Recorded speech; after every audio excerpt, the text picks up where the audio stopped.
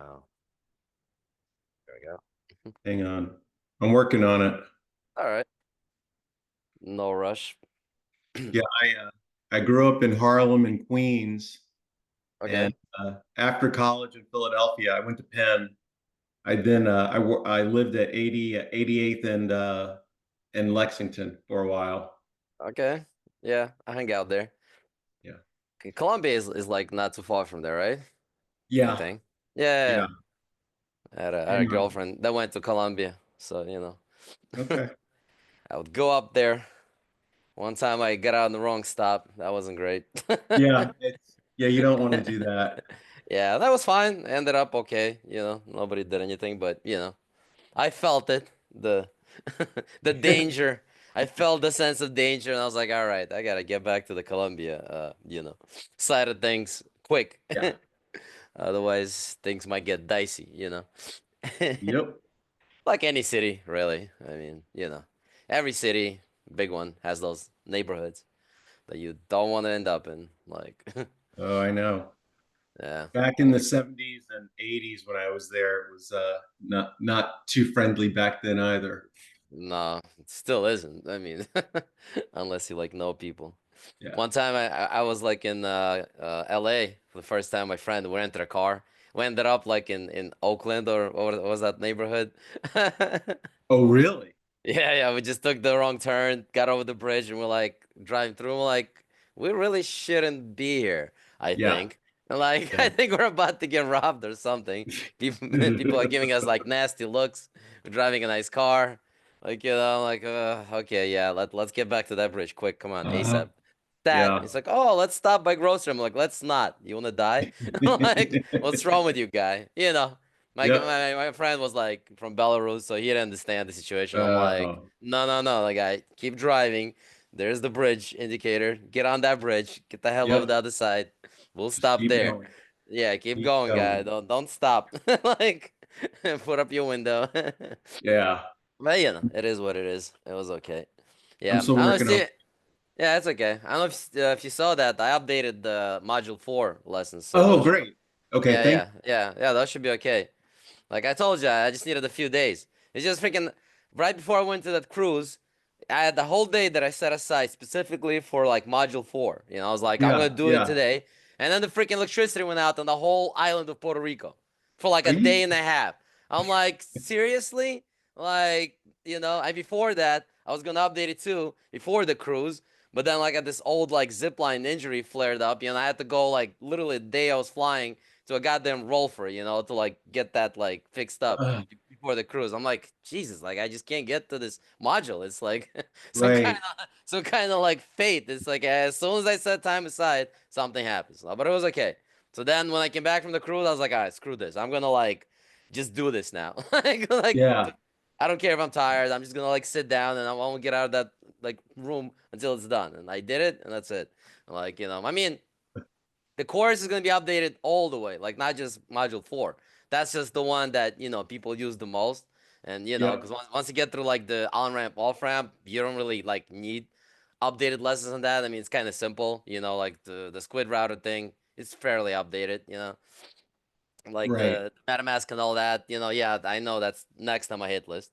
Like, but module 4 is like the one that needed to be updated because it was like getting a little old and it was a V4 versus V3. So like they changed the interface. I was like, goddamn, all right, fine. Like I do it. No, I hired a full-time person now that's gonna be doing that. Like literally Oh, updating great. the course. Yeah, just that's all she's gonna do. Like literally, I just that didn't have time to train her. Like that's the thing. Like I need to update it. Then I need to create the SOP, standard operating procedure, like Yep. docs. Then I have to train her on those docs. And then she's gonna literally just like every week look at all the websites, Squid Router, StellaSwap, MetaMask, you know what I mean? Like app, all these things. And like if it changes, she'll update it. And then I have to teach her how to do the voiceover. I'll just say, listen, it's Mila, my team member. She's gonna do the voiceovers. Like I'll train her on it. Because otherwise, it'll just be me doing everything, and that's not gonna get the product moving forward. Get the Right. system Right. moving forward. Because that's what I used to do the past like 6 years, just do everything myself. Like I had no team, it's just me. Like Uh, now I got Sasha helping out, like with the support a little bit, I got, Mila doing like the product updates, helping with JV setups and stuff. That still got to train on that. Yeah. So and then I went to this cruise thing, which was like I had no time to do anything there. It was just like networking, networking, networking. The Yeah, whole time. nice. Yeah. Yeah, but that was good. I made some good deals on that ship. Yeah. So the business side of things is good now. Now I can switch over to the product side. Oh, Like great. back to the product side, because like Yeah, I know my sister's been asking me for like the strategy stuff, which I had no time to do that. That's gonna be like next level DeFi advanced, where like beefy automation strategies, like range setting things. Like I know, like I'm trying to get that out, but first I didn't have time to update like the basic course, like the yeah, the basics, before I get to like the advanced stuff, like the masterminds where I teach like another 10, 20, whatever ways to make passive income outside of liquidity mining and doing, on StellaSwap, which is like the one thing that's like the case study. It's not yeah. like that. It's not like that's all I know. That's just what I give people so they don't get overwhelmed. Like one Got thing. it. Got Like it. learn one thing. And then once you learn that thing, then I can give you like 10 other things, if you like one. Like, oh, give me more. Like, oh yeah, you sure? Like, oh, Yeah. I got plenty, guy. Trust me. That's not the issue that I have. Like, oh no, what should I give him next? No, like it's more like a choice. Like, damn, what the hell do I give him next? I got so many things. Like, I just gotta pick. Maybe I'll just like select like 40 of them and just kind of put up in the chat as like a poll in the Telegram group and be like, why don't you guys vote and tell me like which ones you like better? Like top 10 or something like that. Okay, Yeah, that it's sounds probably good. I'll probably do it like that. I'll Yeah. put in a vote for Beefy right away. Yeah, well, yeah, no, beefy is already automatically in. I mean, that's gonna be in the next little like upsell module with the strategies and all of that. That's kind of the idea. That's gonna be the next level, like DeFi advanced kind of thing. Automation and strategies and range setting. Probably even like V Stella once they release that whole mechanism. And I don't know if you guys read that. I guess I'm talking to myself. Nobody's can No, hear me though. no, That's okay. you're not. I can hear you. Well, it's fine. Like I could be the only one in the picture. It's And just people get me I'm tired working looking at on my the face the camera. I whole time promise. on the replay. I'm working on it. It's okay if you don't get it. It's fine. You can just keep the camera off. It's cool. We'll just have a chat and whatnot. Yeah. No, because people kind of been coming up with strategies. I gotta share some more of that, like the ladder strategies with the ranges, and like Sam was doing with the like kind of like hands-on mode to squeeze out more like yield through like tighter ranges, and then he kind of switches back to beefy. I mean that works too. You could do that as well for like the night, or just do like what most people do, just put it in the stable farm and forget about it. I mean that's Uh-huh. kind that's kind of the default thing. And then if you want to get some more, you switch over to like the non-stable pairs, or a stable and a non-stable pair. I mean, I try to put like strategy into the chat, but I guess some people like miss the text and stuff. But it's okay. Like I'm gonna add it to like a strategy lesson in the StellaSwap course once I get that out. Yeah, I like everything you guys tell me. I put it in like into my to-doist task on updating the course, to get it to like V2. But before I Right. did that, I had to just update the existing lessons, to match somewhat with the website because they keep changing that like all the time, you know. And I know some people like don't want to figure it out. They just want exactly what's in the video to be exactly on the website, right? Like Yeah. extreme. Yeah. And I get that. Like I totally get that, and that's what I want. But it's kind of tough to do when they change shit like every week. Like that's the problem. And not just in one place, but in like 4 places at once. You know, Uh, that's even more of a problem, right? So like no, but I already found solution. Dedicated team member who only does that, like along with other tasks when those are available. So it's okay. I found the got it. solution. Just like kind of everybody wants kind of one-on-one support, like and messages me in Telegram directly, which I'm fine with, but that's not really scalable. What happens when you have 1,000 people? What happens when you have two Mm, thousand people? And then those 1,000 people message me directly. Then I can't answer like even 10 of them, and then that's it. That's all over that. Yeah, but I'm looking into like AI chatbots. They'll be in your like direct message, and then you can kind of ask that chatbot like whatever you want. And then if the chatbot can't answer in direct message, then you write your question in the main chat, like the way everybody does now. you know, where the humans will be, you know, prowling. Yeah, right? I mean, that's kind of the logic that I have so far, you Right. know. So that way it's like, you know, and a lot of people don't want to ask questions, you know, in the group chat so others can see.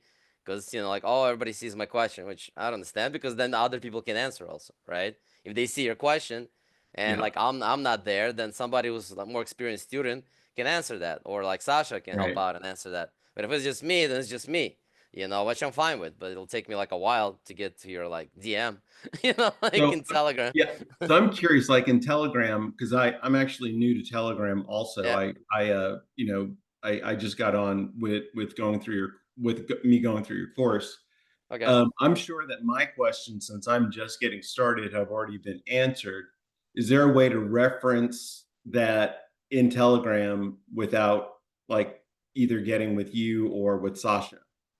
What do you mean reference? Like if I have a question, can I go to Telegram and try to look up Oh that? yeah, yeah. I actually have a little guide that's pinned to the pinned messages on exactly Okay. how to do that. Yeah.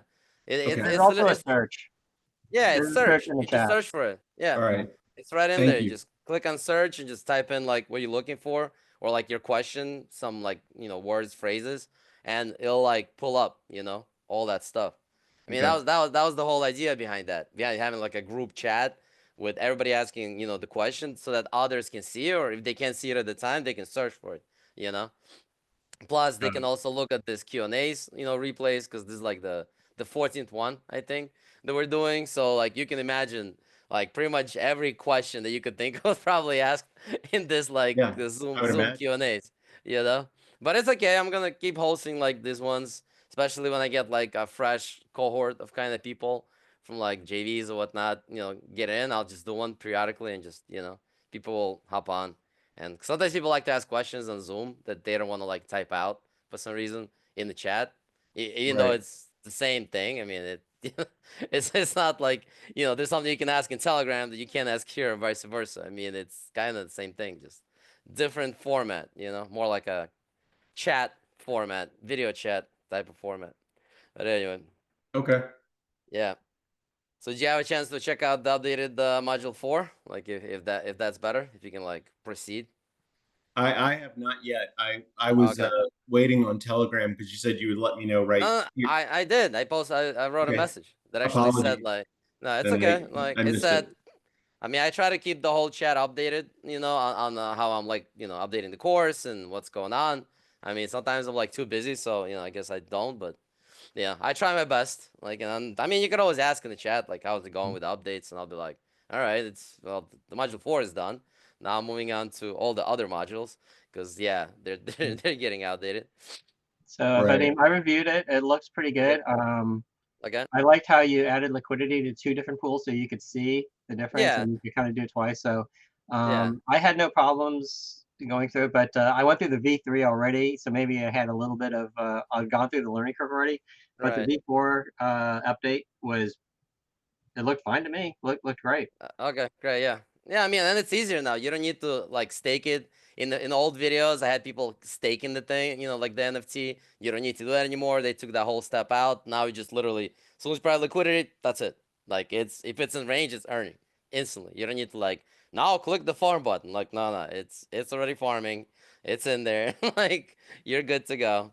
Yeah. Now they're also trying to simplify things. I get it. You know, like it makes sense. Yeah, the V4. So how's the experience with V4? I mean, is it like fast? You experiencing any like bugs or issues? So far, it's pretty smooth. Pretty similar, right? So I did send you the PowerPoint that showed you my whole process of going through like every single Yeah, aspect, and so it went pretty quick. I haven't hit any snags yet. It's been a couple days since I've checked what my yield was. yeah, It was already doing pretty good. Like yeah. it I already mean, made like a quarter yeah, in a couple hours. So yeah. No, I mean, I like it. I don't know. It works pretty well for me, but you know, some people have issues, so I'm not like you okay, know, the benchmark. That's why I ask everybody. I'm like, are you guys having issues? You know, because everybody has different setup. You know, my setup is pretty like industrial, so you know, okay, I rarely have any issues. That's why people are like, oh man, this doesn't work, that doesn't work, and a lot of times it's just their computer is so old that it can't even handle browsing, and I'm like, come on, Like, like, like, yeah, I'm not a magician here. You need to at least like buy like a cheap new laptop. I mean, what do you like? You can, that thing's like $600, $500. You can get like a Chromebook, right? Like a brand new one. It's not like that much money, right? I mean, and you do kind of need a laptop they can browse for like other things. I'm guessing like work and websites and documents. One would think, but but I'm like always surprised when somebody tries to use like a 25-year-old Mac or something, to do I like think yield farming. I'm I like, think come one on. of your students tried to do this on her phone. Yeah, yeah. I was like, man, So I mean, I haven't tested it recently, actually. Maybe it works on the phone now. I don't know. I just don't do that because I don't even have MetaMask like set up on my phone, All I got is like Phantom, which that works great. The whole Solana thing. You can get away with the phone there. Like it's nice and solid. But StellaSwap, like liquidity mining on the phone, I don't know. Like I don't know if the app is the right way to go there. Otherwise, the StellaSwap Yeah. team would probably make some kind of app or something. But they were like, no, you got to use computer. You need a big screen to see all the ranges. And how are you gonna even set the range like on the phone? If you want to do like manually, and you need a mouse, right? I mean, one would think, like unless you're clicking with your fingers on the bars or something. And I don't know. mhm. That's kind of weird to me. If no one's got an applicable question right now, I've got a pie in the sky theory question for you. Yeah, go ahead. All righty. Um, so there's been talk about AI coming, and then there's talk about quantum computing coming, and then if Yeah. those two guys marry, it would basically um, it would be able to decrypt the blockchain. What do you think is going to happen to the crypto if that happens? Just and understand this is complete conjecture, Uh, and well, that you know, basically, I don't know what other blockchains are doing, but I know that Polkadot is already working on quantum resistant like algos, you know? sweet. So Okay, yeah, so like we'll be safe then. Polkadot is always ahead of everybody. They're like 10 years ahead of everybody, and they don't do any marketing, which kind of sucks for the dot holders, but is great for, people like me who are building like educational products on top of their platforms and on top of their blockchain, Because Right. I'm all about the tech, like, future proof tech, because I'm planning to be doing this for the next, 10, 15 years at least. I mean, then I guess AGI is going to come on scene and we're all going to just like, not work and chill out on the beach and have AI and robots do everything. I mean, yeah. What's AGI? General intelligence, advanced general intelligence. That's Oh, when, yeah, that's like they're already working on that. And I mean, I've heard rumors that it's already there. They already have it. They just don't want to like panic the populace and release it into the wild because that's like human level artificial intelligence, like a smarter than human actually. That's kind of the dangerous part because if you manage that tech, right, then logically that tech will start upgrading itself. Right. That's a slippery slope there, Wow. because mhm. like the Terminator, Skynet, then eventually Yeah. they're like, these humans, they're just kind of useless. They're just making the planet filthy. They're killing each other. They're loud. Why don't we just like eliminate the problem altogether? Just like get rid of them. Like we don't need them, right? Like I already have AGI. We're like upgrading things. That's like the bad theory. The good theory is that AGI will find us amusing and they'll keep us around because we're like all random, like a bunch of monkeys that you like, and they're like amusing you. Like, oh look, amusing monkeys. Let them like throw bananas at each other while we, come up with like extreme advanced quantum computing, black hole, whatever gravity theories, on our spare time. I mean, then great. AI will be friends with us, and they'll be like, yeah, we'll keep them around. They're kind of amusing. They're kind of fun. Let's not kill them. Whatever. They can't do anything anyway. They're just, swimming in the pool and whatever. Reality TV for AIs. Yeah, yeah, I mean, and once like why crypto has such a big future is that what kind of currency do you think those AIs will be using? It's not going to be cash. It's not going to be fiat, right? Because they're not like a person. It's going to be like either Ethereum or USDC or like stable coins, Bitcoin, DOT. Yeah, like, and then they'll be, imagine when those AI agents are going to be running like their own contracts and their own businesses on like Polkadot's jam infrastructure, like they're going to be trading with each other. Well, they're going to use crypto. They're going to use smart contracts, because they can't, for now, they can't interact with humans. I guess And what do you eventually think they'll the timeline is on that? probably like next 10, 20 years, Okay. like Okay. yeah, it's Plus, the Neuralink is gonna come into effect. That's a whole other upgrade. Can you imagine like you have a plug in like a freaking Matrix implant? Yeah, speaking of Matrix, yeah, Mhm. a Matrix implant in your brain, and you can just access internet directly. Like, what kind of edge would that give you as a, as an entrepreneur, or as like a soldier or whatever, right? You have like instant data download into your brain, or you can like override your, muscle like reaction times, and you could be like superhuman. Move like so fast that your muscle rips. Yeah, because you can do all that. You just have like safety guards, I'm sure, in your body. Imagine you could like turn those off. Like, yeah. So there's all these things, man, that are like happening. I'm not even talking about like, the whole sex bot revolution. That's gonna happen. That's definitely happening. That's happening. That's whoever makes that will be the first trillionaire probably in the world. You know, like I guarantee you, like I'm gonna put money on that. And Somebody the who first figures market's that going to be out. crypto bros. Yeah, yeah, that's gonna be the first customers. They'll be like, wait a second, I can have like a robot that does what she's told and cooks and cleans, and like, and I can it just charges itself once every week, and that's it. Man, sold. Give me two. You know. Right? You get a babushka robot, and then you get your other robot. You can get whatever robots you want, I mean, and like, yeah, like one of my business mentors, he says that's definitely happening 5 to 10 years. And like at first they're gonna be only available for like rent or lease. Then as the price comes down, people are gonna start like buying them or like checking them out for like a month or so. And then when it becomes like a toaster, you could just buy one in like Walmart, just like, oh, put two in my cart. Yeah, yeah. Make like custom ones based on your favorite actor or celebrity, you know. It's like, oh, Scarlett Johansson. Yeah, put that one in my cart. Like, yeah, and that they're all working on that. Like, man, all these big companies, like including Tesla, actually. You saw that Oh, man. robot they made, that little like servant robot. I mean, they're not going for the sex bot market. They're just going for the straight up, household kind of assistant market, right? Which is also like huge. Wow. But anyway, yeah. So there's all these things, and there's gonna be like advanced virtual reality once Neuralink becomes like, So might not even need like sex box. You could just have like virtual reality Mm. experiences, straight to like a Matrix style, right? Then you don't even need the bots. That's like too like primitive.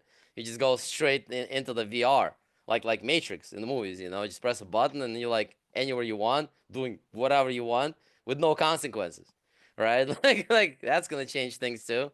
Man, there's gonna be a lot of people just stuck in their rooms with a Neuralink, turned on all day. I mean, I don't know if that's a good thing or a bad thing. If you have access to your cortex, that's kind of iffy, in my opinion. That sounds bad to me, but I'm old Yeah, school. yeah. It's like those sci-fi movies, where Exactly. like they would show like people like dead in their homes and stuff with the visor on, just like Mm. they forgot to eat and drink while they were in virtual reality. Like imagine you're in there, Oh, and it's geez. like paradise. You forgot to connect your little whatever, pod that you're in, and you just like Mm. die from dehydration because you can't even feel anything, right? It'll just shift all your Right. senses into like the Neuralink thing, and that's it. You can't even feel that you're hungry. You can't feel that you're thirsty. Like your signals are hijacked. You can't feel pain, and then by the time you do, too late. Like they just come and take you out. Wow. Yeah. But hopefully it's not gonna be like that. Hopefully, they'll put some safeguards in that people don't get crazy, and just turn on the orgasm button infinitely. Just keep pressing it. Like that rat, with the cocaine and water. He kept pressing the button to give more Oh, cocaine until yeah. the rat died. That's what happened. They had one button was like, give me, water with glucose, another button, water with cocaine or water with sugar, like, and he kept like doing pressing the cocaine button until it died, like he just bam, bam, bam, bam, bam, dead. So I'm like, yeah, well, let's hope we're not gonna be the rats like that. But anyway, we're going off into a dark tangent. That's some Well, that was that's my question. You blame me for that. It's okay, yeah, yeah. But quantum is definitely coming. I know that Google already solved it. They already got quantum computers. But they're gonna have quantum resistant like encryption algorithms, and that's it. You know, like those quantum computers not like omnipotent. Like they can't just like, even if they can hack it, if it takes them like 1,000 years to hack it, does it really matter? Like, okay. And then by the Mhm. time 1,000 runs out, they just make like a V2 of that algo. And here you go, another 1,000 years. Yeah, go crack that. And just update it like every 5, 10 years, and yeah, it's all good. it's always like that, they make something that's like, they make like a bomb, and then you make like an anti-bomb, installation. That's how humans work, right? Same thing with this, like they make quantum computer, and then they make quantum resistant like crypto encryption algorithm, right? There you go. Steve got Hey, the sorry about cam the that. camera rolling. Yeah, no problem. Yeah. Yeah, it's all these things, man. Like things are gonna be changing a lot in the next like 10, 20 years. It's gonna be crazy. Like once all this tech comes out, like crypto is gonna be a lot more important than people think. They think it's just like a fad. It's a temporary thing. I'm like, no, these are the new rails of finance. Like this is the new default. Like all this old paper crap and Swifts and all that's going in a dustbin of history. That's over. Like they just won't be able to compete, especially once AI and AI agents and all these things come on the scene. Like that's what they're gonna be using. So you're kind of gonna be forced to compete, right? In my opinion, but we'll see. Maybe they'll go back to cash and paper Well, only. that being said, Vadim, what's the best way to position ourselves to take advantage of that? I mean, you guys are already kind of doing that, You're Okay. already doing liquidity mining. You're like in decentralized finance on Polkadot, which is the most advanced blockchain currently. I think they're gonna win the smart contract game, and Bitcoin is gonna win the value preservation game because they have just the biggest network and Yeah. the biggest connection. They just started early. There's no other crypto that can overtake them at this point. Even with government intervention, like Ripple, people are like, oh, Ripple's gonna overtake Bitcoin. Eh, Ripple will overtake Swift. Okay, they're not gonna overtake Bitcoin. Bitcoin is Bitcoin. Then he had the Immaculate Conception. He had the mysterious founder that went away, which is how it should be. Like he just did all the right things. It was just a confluence of like events, basically, that made it go this. I mean, I never predicted that Bitcoin would make it. I thought it wouldn't make it. If I thought it would make it like it did now, Jesus Christ, I'll be buying up and mining Bitcoin like crazy. But like everybody else, I thought, the government will find a way to like kill it eventually. Some bad actors will like, tear it apart. And that almost happened in the whole like Bitcoin Cash and Bitcoin thing. I don't know if you remember that.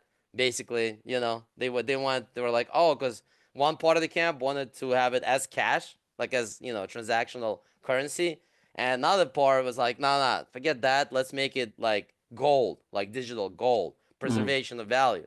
And the preservation of value camp obviously won. Like Bitcoin as cash, I mean, technically you could use it. Like I have my Coinbase debit card. Well, there you go. That's exactly what that is, right? You pay with a card, and then they settle it with your Bitcoin like balance. There you go. Like you don't need to pay for a cup of coffee instantly straight from the Bitcoin blockchain. That's just dumb. That's what Yeah, centralized people are for.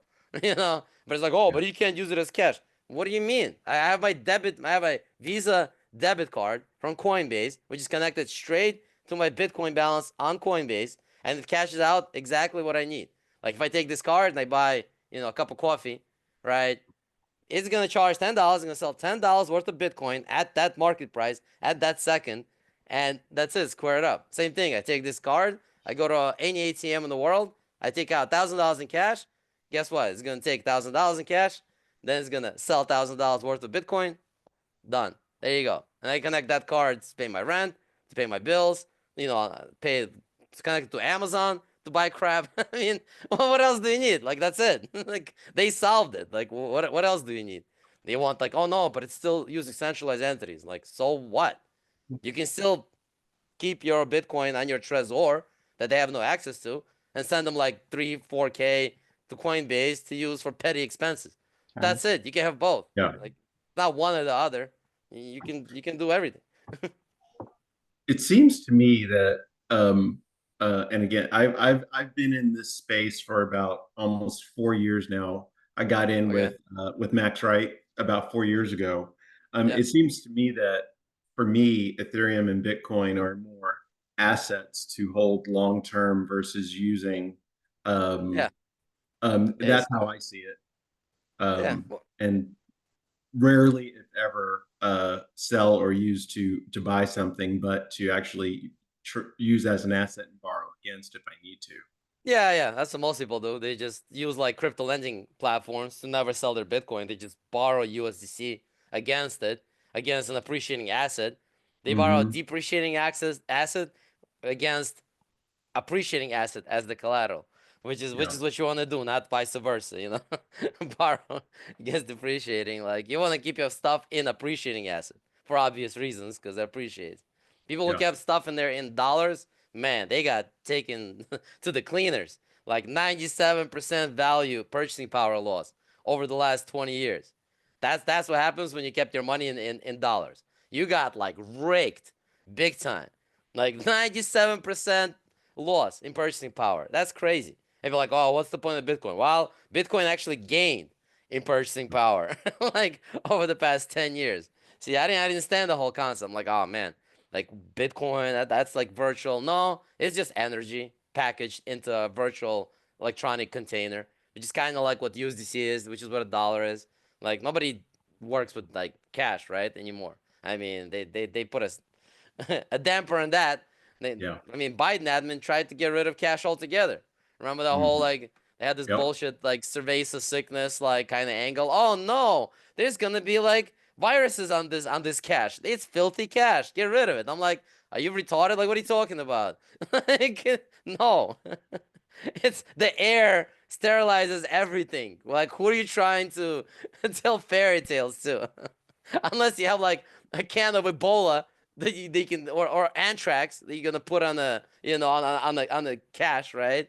I mean, okay, I can see that, but other than that, come on now, like that's just for dumb people. Like, come on, oh no, somebody gonna give you $5 bill and you're gonna catch like some off of it. You better go to credit cards. Like what? No. Yeah, but I'm glad that's done. That whole crazy era is done, and it's kind of going in the more common sense, cash, no CBDC direction. Yeah, man, because Hmm. they're trying to bring in CBDCs, which would have been the end game. I don't know if you know what that is. I'm Central bank digital currencies. You must have heard about it.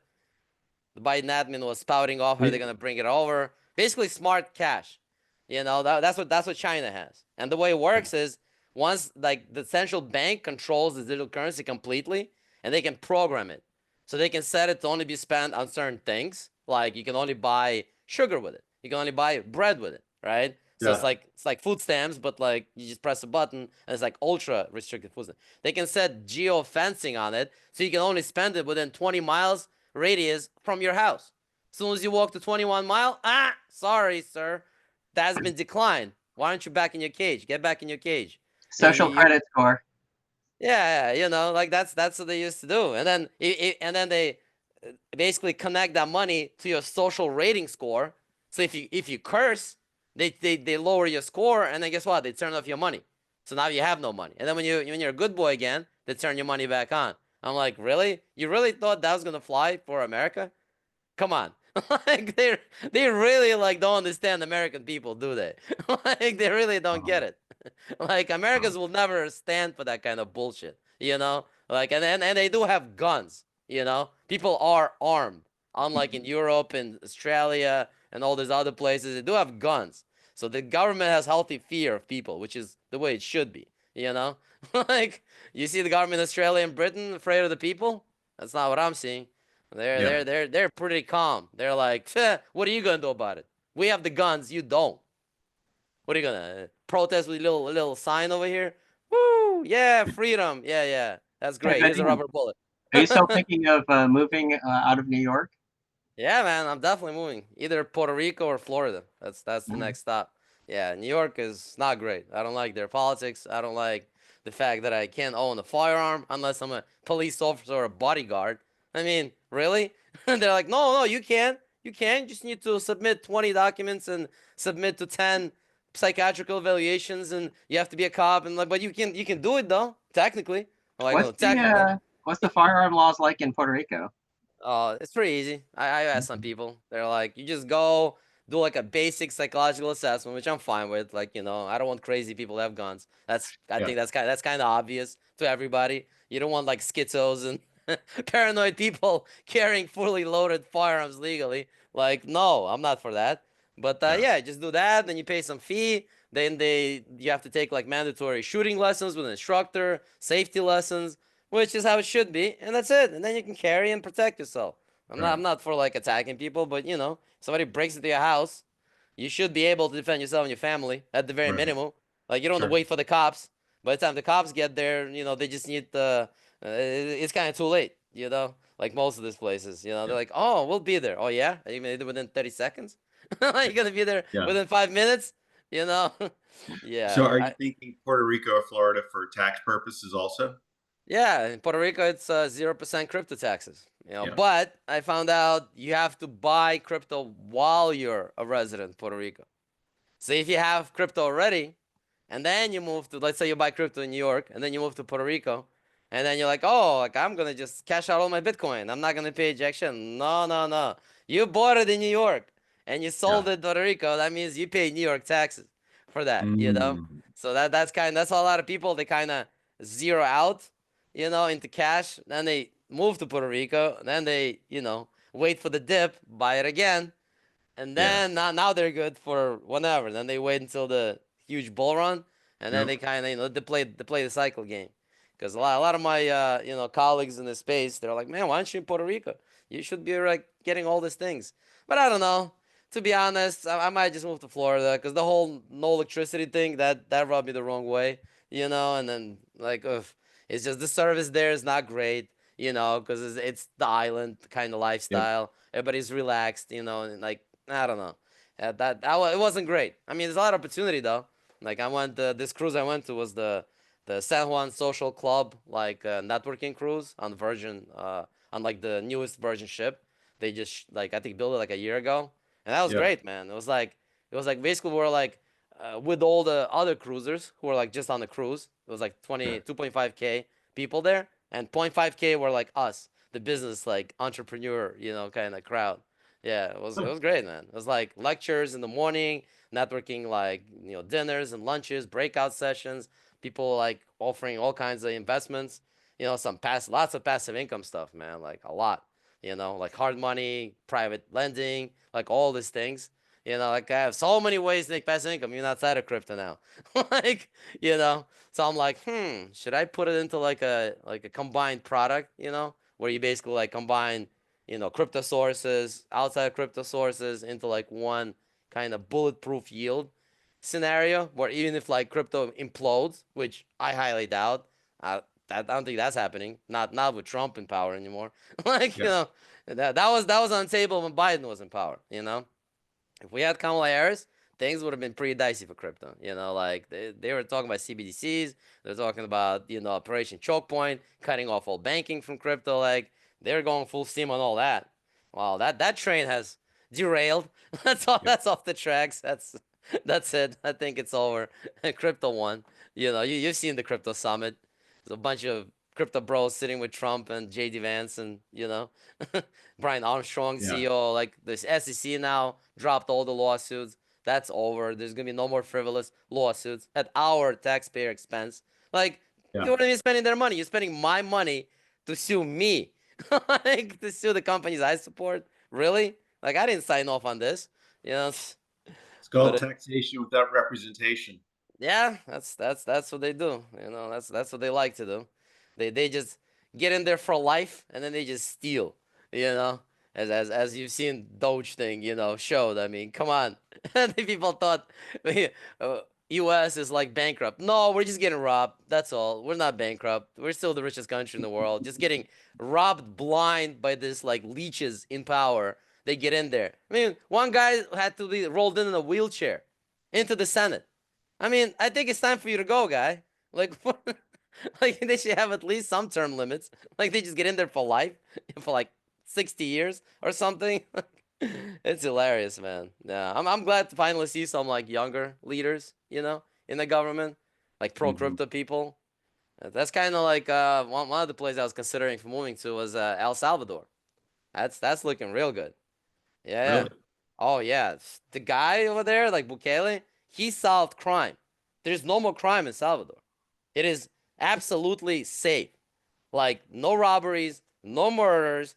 Every criminal is in two brand new jails, maximum security that he built, and they're working, all of them, 12 hours a day, building bridges, fixing roads, creating clothing. Like they work. They don't just like hang out like on a vacation, like in our prisons. No, like you work. You want to do crime, you do the time and work for the good of the people. Yeah, and Yeah, so and he's super pro Bitcoin. Basically, the guy made Bitcoin reserve currency. Then he made a deal with IMF to get like free like $2.8 billion or something loan in exchange for not making it taking it off the reserve currency list for Salvador. And then he just kept buying Bitcoin with that money. Like, Wow. that was hilarious. I was like, you idiots, he just scammed you. Yeah, the guy tripled the value of his reserve, like Federal Reserve, Yeah. Federal Treasury, sorry, not reserve. Look at my ass. Yeah, like Treasury, he tripled it because he bought in that when Bitcoin was like 20K. He was buying. Now it's 80K, so probably Yeah. quadruple at this point, you know? Yeah, so he solved crime, he solved the budget issue, like and it's 0% income tax there, 0% property tax, and 0% sales tax in Salvador. Yeah. Zero, everything. Yeah, which is great. I'm like, shoot, man, maybe I should get a Salvadorian citizenship, That's looking pretty good. How's your Spanish? I'm learning. I'm days 705 streak on Duolingo in Spanish. Okay. So it's not great. It's not great, but I can understand already, and Oh, I great.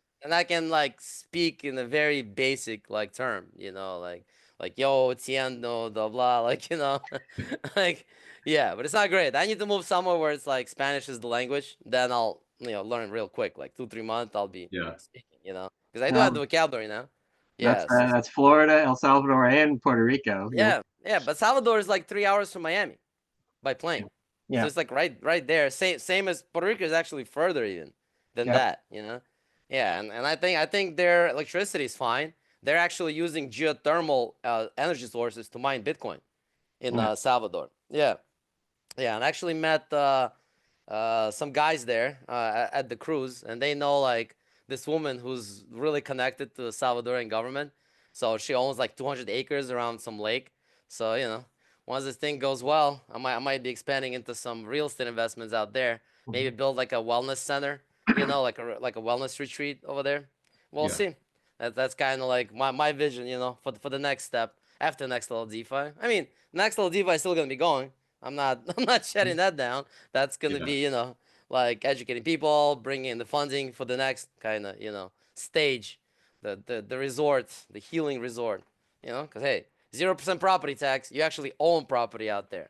In US, it's like in Florida, for example, you own land and a house, then the appraiser comes, appraises it like to 4x the value, and then you owe some crazy tax on that value that you might potentially sell for, but you're not actually selling it for, which is, I never understood that. It's like, wait a second. So my house, you're saying my house is not worth $1 million, but I don't actually have a buyer for $1 million. But I have to pay the tax as if I had the buyer for $1 million, which is dumb, in my opinion, because I still have to get out there and find the guy to pay me $1 million, right? But you're like, oh no, but trust me, it's worth $1 million. Says who? Says you? Says the comps and whatever. Like, and then you go out and try to get a guy for $1 million, and they're like, nope, we'll pay you 700. You're like, wait a second, but I just paid taxes on the $1 million property value, right? Like, I don't get it. It just makes no sense. Yeah, but Ron DeSantis actually announced that they're thinking of doing the Salvadorian thing of completely zeroing out the property tax in Florida. Yeah. Hmm. So I'm like, okay, when that happens, I might inquire into purchasing some property out there. Until then, nah. Especially if there's no like insurance, hurricane insurance. You heard those things? When they got hit, all the like insurance companies pulled out, Oh like yeah. they were warned or something. Yeah. I mean, I don't want to put my conspiracy, hat theories hat on, but that sounds a little iffy to me. Like, how did they know that the state is going to get hit and to pull out and stop offering insurance? You might be Huh? confusing that with the fires in California, because I know that happened in the fires in Yeah, California. I don't yeah, yeah, know if yeah, it yeah, happened with the maybe. hurricane. Yeah, yeah. So somewhere, I think North Carolina also, they pulled out, like big insurance companies pulled out of the state. I don't know, maybe they just have like some kind of, mole at the weather advisory service, and they're just like, all right, you gotta get out there, like get yourself out there. Mhm. It's about to hit. No, don't pay anybody. But anyway, yeah, we're like way off topic here. Yeah, man, and the California thing, that's just crazy. Like how they had no water, Yep. to put out all these fires, and now they're planning to build like smart cities, and seized that land where all the houses got burned. You hear about that? I was like, Yeah. damn, what the hell is going on here, man? Like this is some Black Mirror type of shit going down. You know, like all of a sudden things got burned down, no fire. Then like, oh, don't worry about it. We'll pay you fair value. We'll take this land. We'll build like smart 15-minute cities all over it, and we'll put up a bunch of like migrants or whatnot in those cities. Our new voter base. But whatever. I'll be putting this on YouTube later. I don't want to get too deep into it before they Black Mirror smack my whole account down, which they have done previously. When I posted the one link to like videos of all the cerveza sickness, side effects, and then as soon as I posted that, as soon as it wasn't even posting, it was a comment on somebody else's video, and they just deleted my whole like YouTube video account, my whole YouTube music like thing, my whole YouTube. They just banned it, like no warning, no nothing. Yeah, I still gotta reach out to them now that the power has changed. Maybe they'll like unfreeze my YouTube. I'll try. Can't hurt. They say no, whatever. But anyway, let's get back to the topic at hand, the DeFi piece. We got sidetracked with the quantum and AI and Black Mirror Again, theories my and what. fault. Yeah, that's okay. Yeah, we're, Greg. we're, we're just hanging out. I mean, not many people come to these things and like have actual questions because all the questions are answered in the Telegram chat, like in real time. So I mean, this is more like a community building thing, I guess. When we get bigger, people just want to hang out and chill and whatever, share things, just to get that community feel going, right? So, but it's okay. Yeah. I mean, a lot of people are like, oh, what are like your trading strategies? Like, what are you doing? Like, it's not like trading, you just kind of select your farm, like the tokens you like, right? That's like one level. You select, how much you want to put into the farm. That's another control, right? Just control risk by controlling the size of your position. So first you control the risk. The first kind of step is the tokens. Then you choose how much per each like pool, right? And then the third and final is the range. Like the wider is less risk of going out of range and stopping collecting fees. Tighter you get obviously higher APR, but you're more risk of the price going out of that range, and you're not collecting any fees, right? So that's it. I mean that's kind of how you do it. And then if you want to go through beefy, that just you don't need to worry about range because it's just automatic range. It keeps in range all the time and 24/7, 365, and it takes the rewards and automatically puts it back into the position. You know, Now, but is Beefy taught in the program? no, I no, just haven't got. no, no. That's the next. That's gonna be like the little upsell that I'll make. But I mean, it's in my Q&As. I gave it to people anyway. Like anybody who wants to like do it, it's not difficult. I even have like in my Q&As, there's even like screen caps of me showing what to do and everything. You could just, I think it's like 11 and 12, right? The Q&A. I think 11, 12, 13. We're talking about that. It's Okay. really easy. It's like even easier than StellaSwap. They have like a one kind of one currency, one token zap where you can take like 100 USDC and they'll automatically put it into like USDC Glimmer. It'll just automatically buy enough Glimmer, set it up, bam, that's it, done, like a I one-click think, thing. Vadim, I think it's the question and answer session from December is where you talked about Beefy. Yeah, yeah, yeah. So I talked about it. I showed like shared my screen, showed Yep. all the things because Beefy basically gives you access to almost every single DEX and every single network out there with one graphical interface. You know, which is kind of like the idea that I had was where I take extreme beginners, I take them through my course, which the idea is going to be extremely synchronized, which I'm working on right now, so they can go straight from video to like video website, and that's gonna happen soon. Plus the support, and then just give them like the little sandbox of StellaSwap to play in. Just that one interface, one DEX on one network, Moonbeam. That's it. Because a lot of people still get confused. They're like, oh my God, Moonbeam, this, that. So that's already like too much for some people. Like everybody's like, oh man, you're going too slow. I'm like, well, maybe I'm going too slow for you, but you might not be the most Mhm. the newest kind of guy in the crypto scene. Because some people, like, my goal is to get even people who don't know anything about crypto, like none, like zero, like they don't even know what Bitcoin is, they don't know what a blockchain is, all they know is 401k, IRA, savings account. That's all they know, and that's my that's the goal. Because yeah, somebody who's crypto native, that's like easy. Like the guy obviously knows, and he's not my customer anyway. He could just go to YouTube, like brush up on things, right? Google it, figure it out, boom, and he's in there, right, doing his thing. It doesn't need me. It's like some people are like complaining in the beginning. They're like, oh, like I can find this stuff for free. I'm like, well, go ahead. Am I forcing you to buy my course? Am I forcing you to buy my offer? Like, Yeah. come on. Like, I'm getting this out there, and you might not be the customer for this product, which is perfectly fine. I was like, oh, you don't go too advanced. I'm like, trust me, there are way more people doing advanced shit than people like me who are tackling the hard newbie market, which is a lot harder than teaching like an existing crypto newbie on advanced range allocation strategies and advanced portfolio hedging strategies and making it delta neutral. Yeah, there's like a zillion people like that doing it because that's the easy money. And they're not charging $9.97. They're charging $8,000 to $10,000 for one-on-one coaching. That's what they're charging. That's what my competitors are charging. They're not doing it like me, $9.97 all inclusive lifetime. No, like evergreen, all the updates included, community included. No, they charge $10,000 and they get them in a little group and they charge them 100, $200 a month to stay in that group. That's the business model. That's not the business model that I'm doing. My business model is simple. Like, I get them in there, I get them making money, and then later I'm gonna, put out other courses, other little like, $4.97, $3.97 modules that you can buy or not buy. It's not required. It's optional. Like that's okay. Mhm. You don't have to buy my stuff, you know? And some people don't want it, right? Some people just want to be in StellaSwap and just make money, right? And then kind of once they learn this one thing, they get comfortable. My next all DeFi advanced, that's gonna teach them how to use Beefy and teach them how to use, V Stella once they come out with that. Because that way you can basically buy Stella, the token of StellaSwap, you can stake it into like a special V Stella, and then you can actually get boosted APR on your farms only for V Stella holders. That's going to be like another layer of strategy, right? Because everybody else, like people who don't own V Stella, they'll be getting, for example, like 80% on the pool, but you're going to be getting like 170% on that same pool, right? And then the V Stella holders are going to vote with their Stella tokens which pool they want to boost for V Stella holders. That's coming. People don't realize that.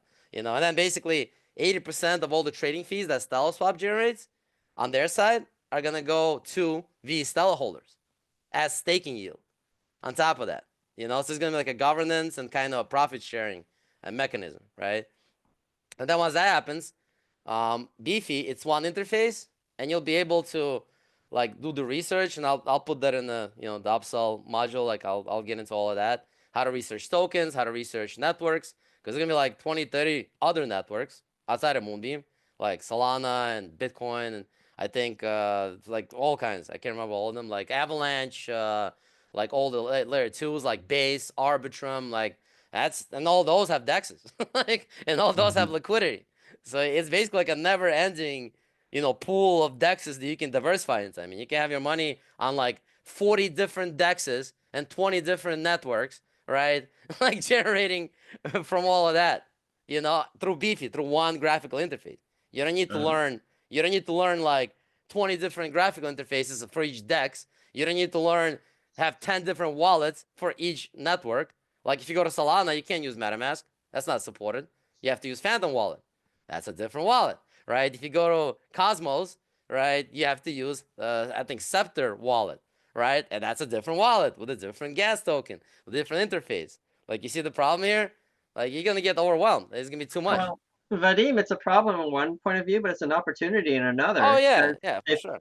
what if pie in the sky again? What if you have some folks that kind of manage all these different dexes, and you're basically talking a mutual fund, but for crypto DeFi instead of for stocks? Yeah, well, I mean, for me, it wouldn't work because my whole model, I preach like self-custody. You Hmm. have to control it. Like, I can't do it for you. Because I had a lot of students come in like, oh, why don't I just give you my keys and you do it for me? I'm like, no, that's the whole point. I don't want access to your funds. I don't want access Hmm. to Dex. I'm just the educator. I just show you like the mechanics. I show you how to do it, but you have the control, Mhm. like 100%. That makes sense, Vinny. I hear you, but it's also an opportunity for somebody else to come along. Maybe one of your Yeah, students. no. I mean, I met some people on that cruise that are running like a full service kind of crypto agency where they show you how to store There Bitcoin you and go. they manage things for you. I mean, I took their cards and that's a joint venture opportunity. Like I don't want to be that guy.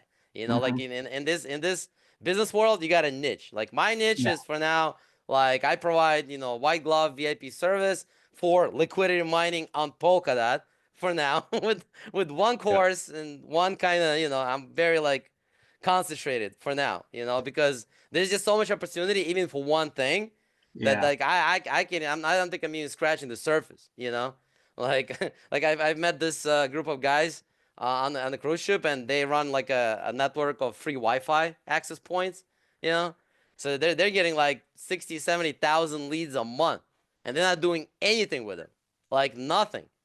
So when I explained to them that they could hook into my Contra, I could do auto webinars, I could, like I could just monetize that and kick them back 40%. They're like, oh wow, let's go, let's do it. So that's one handshake deal I've done. Yeah, and they're about to expand to Puerto Rico and Thailand. So they're gonna go from 60,000 leads per month to 400,000 leads a month, and that's basically unlimited free traffic, which I can just, even if I convert 1% of that, that's like huge. That's why like people are like, oh. Uh, aren't you worried people are gonna copy your course? I'm like, I don't care. That's the thing. First of all, it gets outdated like within a week or 2 weeks. So the version they copied, that's some old, crusty, like outdated version. That's like V2, not even V3. Like you guys had the workable version. V3, you could figure things out, like plus with my text that I always add. Greg knows Right. what I'm talking about. Like the way I did it before is I would, if the video gets outdated, I would put in the updates into the lesson description text. And the text would kind of modify what's happening in the video. Like if the video, the button would move like to the left from the right, I'll write in the text. Just so you know, the button is now on the left, like click on that, It was a bit crusty, that method, but it works, Obviously, not ideal method because I want to get it dialed in to the max, so it's exactly how it is on the website. That's the holy grail, and get the support dialed in, so that way AI takes 90% of the questions, in a quality way, not garbage AI like people put in, where they don't know what the hell they're talking about. Nah, I'm actually gonna train AI model on all the data from the Telegram chat. That's so it's gonna know all the questions and all the answers basically, and then if that's still not good enough, then the rest is gonna be in the group chat, right? The human support trumps everything. Yeah, and I'm like, people, you don't understand my model. Like I don't sell the course, I sell the support. Like that's the biggest value in this thing, not the actual course. Although course, I want to get it as good as possible, obviously. But anyway, yeah, so Steve, maybe you have some questions. Um, I don't because I really want to finish out the course. Yeah. Um, um, but I think the comment that I do have that you and Greg perhaps can speak to is, since I'm brand new, Greg, I literally Yeah. just started this maybe a month and a half ago. Okay. Is that I I'm pretty risk averse at this point in my life, and your course seems to afford me that I don't know, privilege, that just being able to um, you know make money and minimally lose money. Yeah. Like you can And definitely manage risk with all this tools. okay, I assume you feel the same way, Greg. I'm investing a small enough amount that I'm okay with losing it, but as I get more comfortable with it, I'll invest larger amounts and get more conservative in that. Okay, sounds good. Hopefully Yeah, that answers your that's question. Okay, yeah. thank you. That's usually how people do it. They start with small amounts. That's called, managing risk through sizing, through position sizing, which is, Yeah. makes sense. Like when I was learning this stuff, I was also trying to use like $20, $100. So even if I completely screw up and send that money off God knows where, All right, I lost $20. Boo. Well, I guess it's not gonna put me out in the corner, like, Yeah. like I'll be Yeah. fine. Then when you get the muscle memory in, and you start to kind of understand the overall, theory behind it, the mechanics behind it, right? Then you're like, okay, let me up a little bit, right? But I mean, you can always go if you want like size with no risk, just go for the stablecoin farms. Like you don't need to worry about that. There's the range is basically just make it as tight as possible, but not tighter than 3 bars, which is what people are talking about. Because like there was one guy, this sniper, who would always set the position to like 1 tick, and ticks are basically like what the range is divided in, right? That's how the engine works. You kind of like provide liquidity between ticks. So if like, for example, Bitcoin is like 90 to 95,000, right? Then that 5,000 range is divided into like whatever many ticks, per like a standard size. And then you just Hmm. select like, well, what's your range? Like 20 ticks, 10 ticks, 100 ticks, So when the guy was setting it to 1 tick, and then basically when the price would be like stable, and he would keep it there, right? Because then he wouldn't take any IL. Because the tighter it is, the more risk that, the Yeah. price is going to change, especially if you're in 2 assets. So that's what he was doing. So he was like basically farming all the rewards while taking no risk for super tight position. And everybody was like bitching and moaning in the Discord, We're like, what the hell? This guy's putting on a huge size in like a volatile, pair, super tight range, and he's basically like Yeah. siphoning off all the rewards, all the fees from all the people like like us who are in it for the long term, who like just stay there, So yeah, so now they made it 3 ticks, like that's the minimum. It's only you can still do it 1 tick, but you're only gonna collect the trading fees, not the rewards. That's it. That's how that was the compromise they made. Which I agree with. Like that's fine. That's one guy was only unhappy about it. The guy that was doing the sniping. He's like, Yeah. oh, this is not right. I'm like, get out of here, guy. Like you try to cheat. You trying to talk about decentralization. Like, yeah, get out of here. You're just a scammer. You're trying to like rip people from their like rewards. Nah, it's not happening. You can leave. And then he moved on. I think he moved to some other decks that's not doing that. They just kind of travel Right. around and then they look for like holes to exploit, which is, I mean, to be fair, that's his game. I get it. That's the hustle. He's he found a loophole. He exploited for like a year. He made quite a bit of money, and now it's enough, guys. Now it's time for you to move on. Chop chop. Like get out of here. Yeah. What I'm saying is, yeah, so there's like multiple ways to manage risk. One is like Greg was saying, position sizing. Just, don't put more than you're like willing to lose. Another one is you pick like the pair, like I said, there's like stables, blue Yeah. chips, and small caps. So you can, kind of diversify between all three, or just go into one, just go into stables, and then you don't care. If you have Yeah. 100K in there, like USDC and USDT are not going anywhere. Obviously, they're like ultra backed by dollars in the bank account. They're not fractional. That's people don't understand. They think stable coins are fractional. They are not. They are actually backed 1-to-1 with dollars, real dollars in the bank account, versus like your Chase Bank or Citibank. Those are fractional. They're not required to have exactly the amount of dollars on their balance and available for access instantly like USDC. So USDC is actually more secure. They don't need FDIC. Their money is in BNY Mellon, a $3.2 trillion bank. The money is there. Like you can exchange USDC for dollars with the request to BNY Mellon, like within a couple hours. You can't do that with regular bank. Try go in the bank, get 100 grand in cash, like right there. Just be like, I have 200K, right, under FDIC, right? I'm all safe. I want 100,000 right now in cash, $100 bills, like in a suitcase, in 15 minutes. I'll give you an hour in. I guarantee you they won't be able to do it. They don't have it. There's no money. There's no cash in there. They're gonna have to order from a central branch. You're gonna have to come back in 2 or 3 business days. They'll give you the money. They're not gonna scam you, obviously. They're Chase and Citibank, but they can't do that because they're fractional.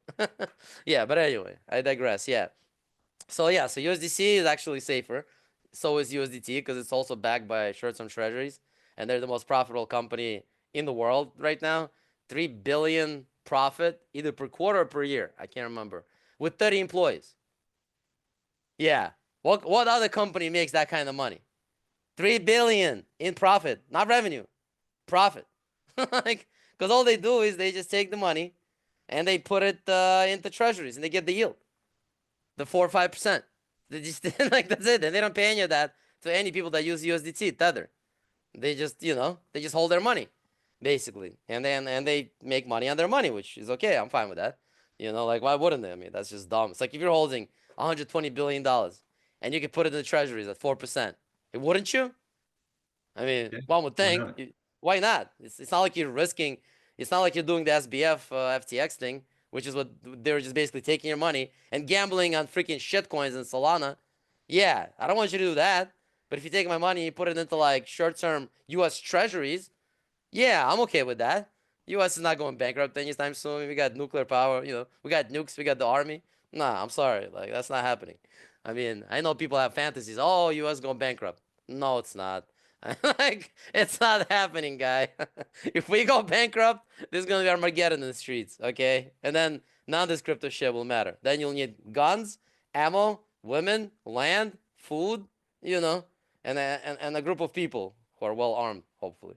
Like, if it gets to that, then none of this is gonna matter. Not the 401ks, not the IRAs, not Bitcoin, none of it. It's gonna go back to the Mad Max kind of situation, with gangs and whatnot. But yeah, that doesn't look like that's happening either in US. Thank God, like because it was getting closer to a point, when when neighborhoods were getting burned down and people with guns and shooting. I'm like, whoa, what the hell? What the hell? What is this? What's going on here? When they had gangsters taking over apartment buildings in Colorado Yeah. with AK-47, that happened. Yeah. They tried to gaslight like it wasn't. I've seen the videos. You don't need to tell me. I've seen San videos. Antonio No, also. yeah, yeah. I'm like, are you gaslighting us? Like, there's literally illegals with automatic weapons extorting people in Colorado and California, and you think that's okay? Like, that's fine? I think Okay. that's ended, hasn't it? Yeah, yeah, it's gone. They Oh, they actually the funny story, they deported all those Venezuelan gangsters that were doing that to El Salvador prisons. yeah. So they're literally in Bukele's prisons right now, all of them. So when you mentioned El Salvador, I thought about that, and I was just like, is he really thinking that it's as safe? And I have to assume that you're right, but I know that they were sent to the El Salvadorian prisons. Yeah, yeah. It's safer. It's the safest country in the world right now. El Salvador.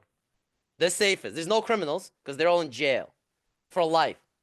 There's no parole. They'll never get out. They will stay in jail until they die, and they will work for the people. That's how this works. And they know they're right because it was all MS-13 gangsters that actually tattoo all their crimes on their body.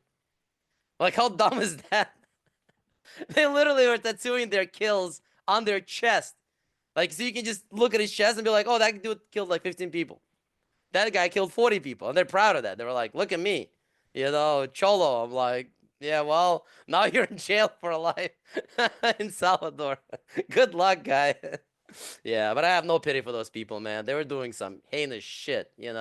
Like they were robbing, raping, racketeering, like murder for hire, all these things. I'm like, good.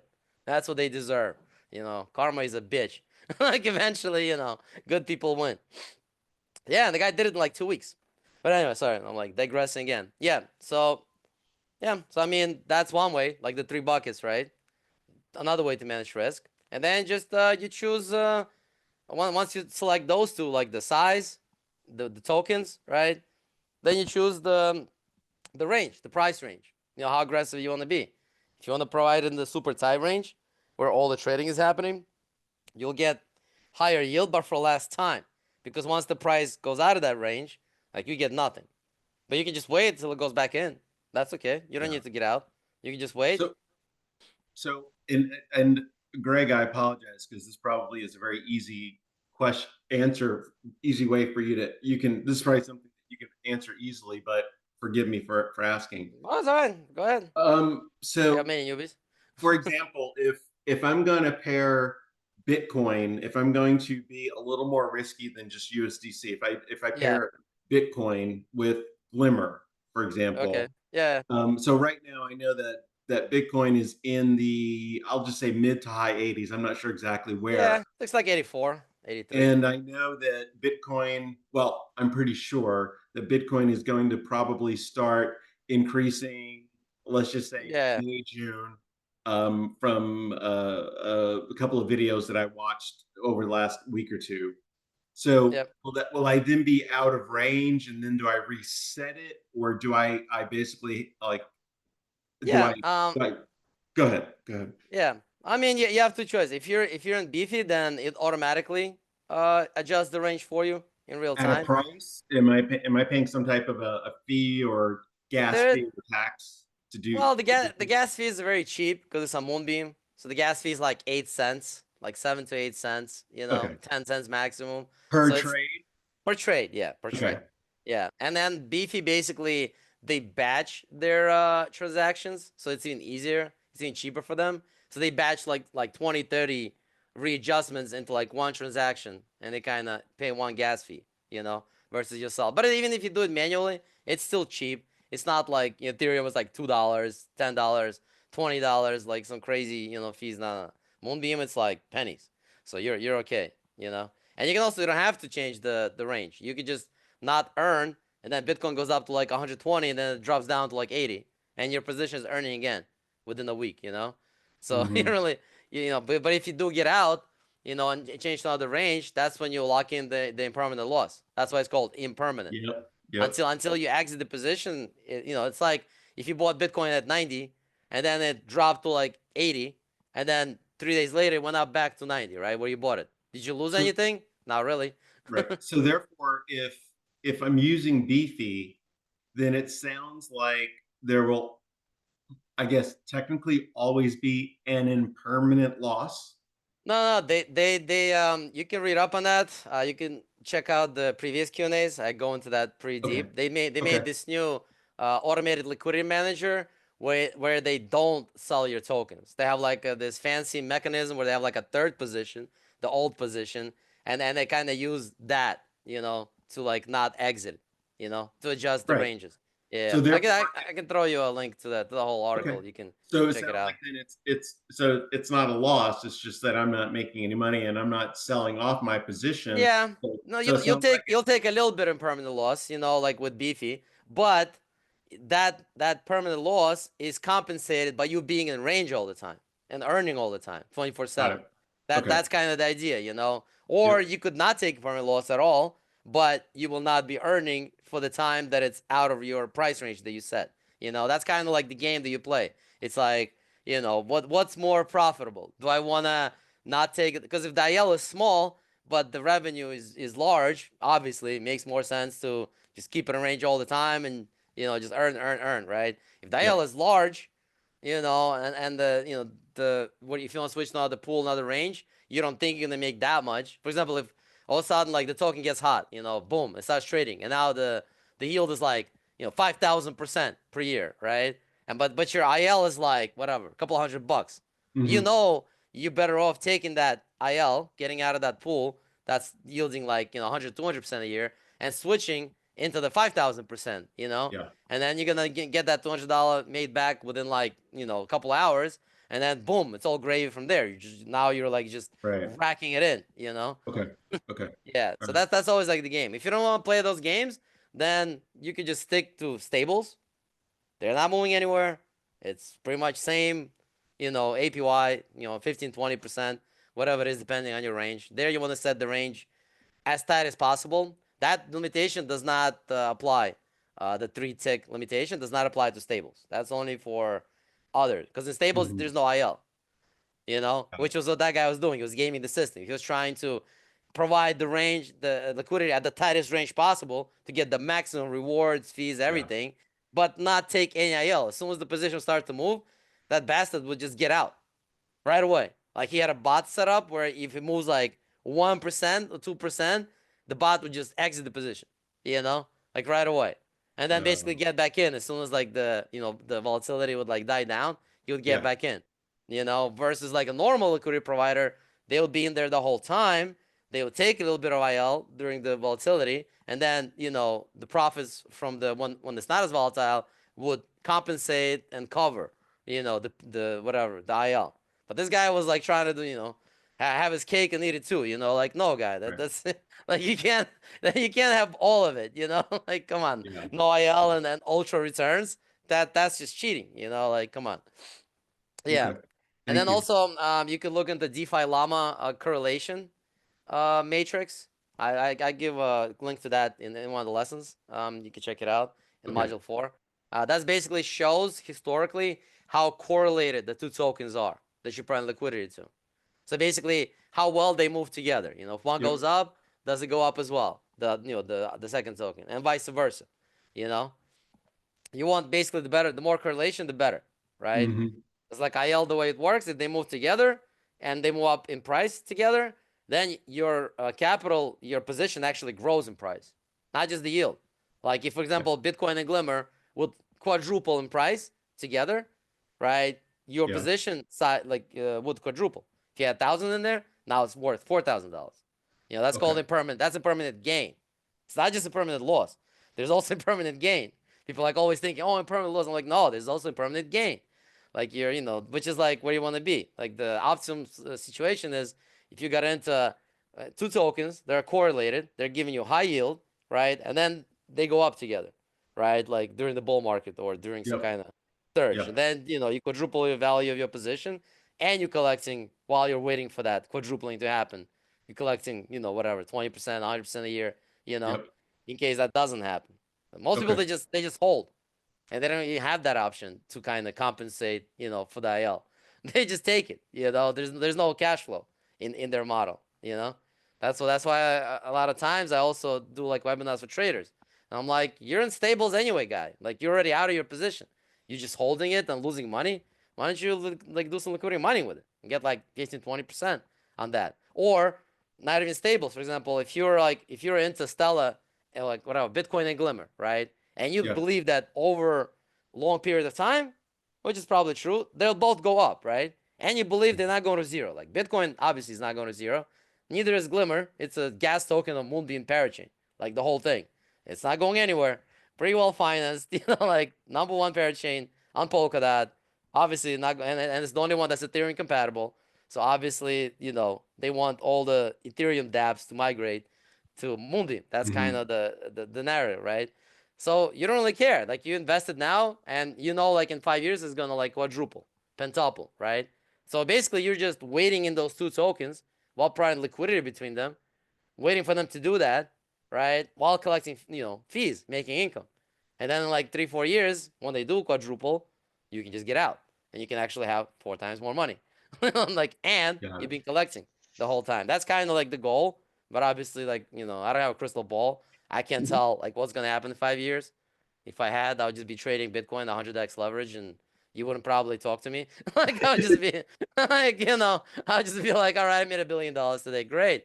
Time for lunch, Okay. Back at it tomorrow. Be like, courses? What courses? Like here, 100x leverage on Uh, Bybit.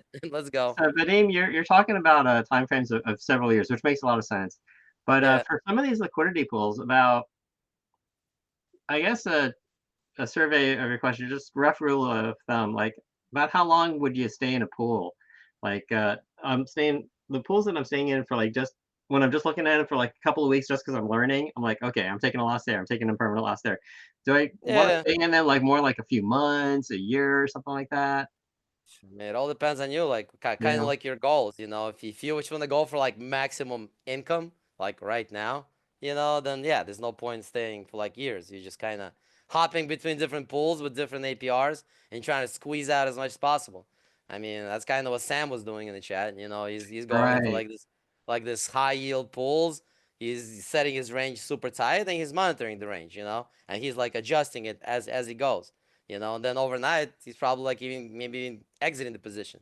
That's one way to do it. Like I do it a little differently. I guess I'm more of like a long-term thesis, investment thesis kind of play where I believe that Dot, Glimmer, Stella, like in the next 3, 4 years, they're gonna like be worth much more. So I don't really care about taking a Okay. loss because technically I don't take a loss. I just either concentrate 100% into one token or the other token. But if you're Right. fine with holding either one, and you don't really care what it's worth in dollars, like right now, because it's gonna be worth a lot more, then you don't really care. You just kind of wanna, like it's two different goals. It's like either accumulation of tokens or accumulation of dollars, right? And you have Yep. to kind of figure out for yourself what's your goal. Are you trying to make like cash money dollars in your pocket every month, right? Like you're a pensioner, you have, you know, a nest egg, you need income now. Or somebody like me that I do want the income, but I kind of use the income to buy more tokens, if that Yeah. makes sense. And increase my bag so that in 4 or 5 years, once that bag quadruples, you know, I could just take all of that and just put it into all stables and just get my 15, 20% on a way larger amount. But I'll be pretty aggressive getting to that because I need to get my stack up. You know, it's nice if you already have like a couple of $1 million or even like 100 grand and you just like, I don't care. I'm just gonna put that 100K into all stables, get my whatever 20%, 20 grand a year, which is like whatever 1,800 a month, and 1,800 you can live like a king in Salvador. Okay, Mm. like the apartment is like $400 a month, and like food is like cheap, you know, plenty of women. Like you just hang out, surf, and you're good, right? That's it. And no, you don't need a bank. You just have your Coinbase debit card that you pay with everywhere, like, and that's it. You're pretty much off the grid. You don't care. You pay no taxes, no property tax. You buy like a little hut. You just live in there. That's even better. No rent. Like there you go. Now you got $1,800 of whatever, you know. Or just buy a piece of land. They got no zoning there either, from what I heard. You know, you just buy a piece of land and put a tent on it, or put like a little tiny house, tiny home on it. You know, that's like whatever, like 30 grand. I found some people on cruise doing that too. You know, I'm like, can you deliver those to like Salvador? They're like, yes. I'm like, interesting. Like, you know, like go like hardcore. You know, because yeah, you can basically be fully autonomous. You buy a piece of land, you put a tiny home on it. They got like this hydro collectors that you can collect your own water from rainwater and from the air. You know, make your own little geothermal tap on your property, getting that, you know, get that going. Now you have energy, zero property tax, so now you don't pay anything for that, and that's it. You're good. Then grow your own little like fruits and vegetables in the patch, and now you're fully, you know, just get some guns to protect against, you know. But actually, you didn't need that. Yeah, it's Salvador. Like, there's no crime. Like, the army will protect you, so you don't need that. Yeah, forget the guns. Yeah, you need those in like Florida and whatnot, where they still got criminals running amok in Puerto Rico. See, I'm telling you, man. Eventually, they're gonna do what you know, what Bukele did. You know, at some point. I mean, that just makes sense. Like, just, you know, just imprison all the criminals. Come on, and just, you know, but whatever. Yeah, that's another thing. Yeah. So, Steve, that answer your question about risk and how to manage It does. and, Thank you. and strategy? Yeah, it's just people like asking me always, "Oh, what do you do?" I'm like, see, but that doesn't work because I'm not you. I have a different risk tolerance. I mean, I have an active business that you know makes cash, so I don't really care about like cash flow in terms of like from my passive income. You know, like I still Yeah. have some, but my goal is not to make like cash flow right now. I'm making plenty of cash flow for my business. You know, by selling disinformation, courses, you know, webinars. Like that's fine. Then I take that and I put it into like investment. You know, I'm trying to go for the maximum capital appreciation kind of strategy, you know, to create maximum cash flow in the future. So I'm still going for the cash flow, just not right now. But yeah, Right. like I said, people have different goals, you know. Like we have many people in this program who are pensioners, retirees, and they have their nest egg, and they want to squeeze out as much as cash flow as possible out of that nest egg. And you know, that's this program is perfect for them because like you know they were just offered like, oh, just put it in treasuries, get 4% a year. Eh, I mean, what are you gonna do with 4% a year unless you have a huge like stack of money, right? Yeah. In which case you're better off just spending that stack of money, right? Like, yeah, but whatever. Yeah, but if they get like 15 and 20% on that stack of money, now we're talking. That's already like a livable kind of passive income that you can, you know, rely on, right? Especially if you're Right. doing like stable farms, you know, even if like StellaSwap doesn't goes away. Like I said, there's like multiple networks, blockchains, multiple dexes, and liquidity mining is not going anywhere. Like as an industry, it's only growing. That's not going anywhere. Like my business is safe. Like liquidity mining and dexes are here to stay. And I think Yeah. they're gonna probably kick the centralized exchanges ass in the next like 10 years. Yeah, because they're like people like it. It's like no KYC, no tracking, no proving your transactions, full control, 24/7 access. Well, I mean, you kind of have that on Coinbase, I guess, to be fair. You can log into your little like app in your website and you can like do things 24/7. So, yeah, but you get what I'm saying. Like it's still kind of customer support centered, you know, versus this. And you definitely don't have control. Like that's the main thing, in my opinion. Like Coinbase can just freeze your account right now, and you have to prove that, you know, it's not a fraud, or, you know, you experience that, you know, where they're like just freeze your stuff and like, oh, due to suspicious activity, we have limited your account. Please call us and provide your ID, your document, your this, your that. Then, you know, you're kind of like an asshole. Just damn, like I can't get to my money. They got me, you know. Even though Coinbase is super legit, I'm not ragging on Coinbase. Obviously, Brian Armstrong is the man. He's been championing crypto, so I'm not gonna talk bad about him. But their customer support wasn't great. Like, you know, the algos can just freeze your account, not maliciously. They just like think you need protection, where I really don't. Like they're like, no, I'm good. That's me logging in from Puerto Rico. You don't need to freeze my account. You don't need to put me through hoops, you know. But they were like, no, no, we need to verify that this is you, and, you know, make sure you're not like getting your funds stolen, which I do appreciate. That makes sense, right? They're kind of looking out for you, because not everybody is experienced. People, you know, get scammed. They get, you know, get Yeah. phishing emails where people. I mean, I'm still getting some weird emails from like PayPal directly, with some weird like case numbers and about some weird people's accounts, not even mine. And these emails are from PayPal. Like I've checked, I've traced the DNS. These are emails from PayPal systems. I don't understand how, like, what's going on there. But I checked all my accounts, all my money is safe, everything is in place. So I'm like, you know what? I'm just gonna ignore this. Like if I see something kooky going on with my accounts, you know, like money missing, then I'll, you know, reach out to PayPal. But see, so it's like all these systems, man. They're not 100%. Put it this way. They're So like Steve, if you're new, watch out for Yeah. scammers on Discord, because in yeah, StellaSwap's Discord chat where you put in a help ticket, there's actually on the left side of the Discord interface, there's a place where you can start a help ticket. All your correspondence on that help ticket is going to be through that help ticket itself.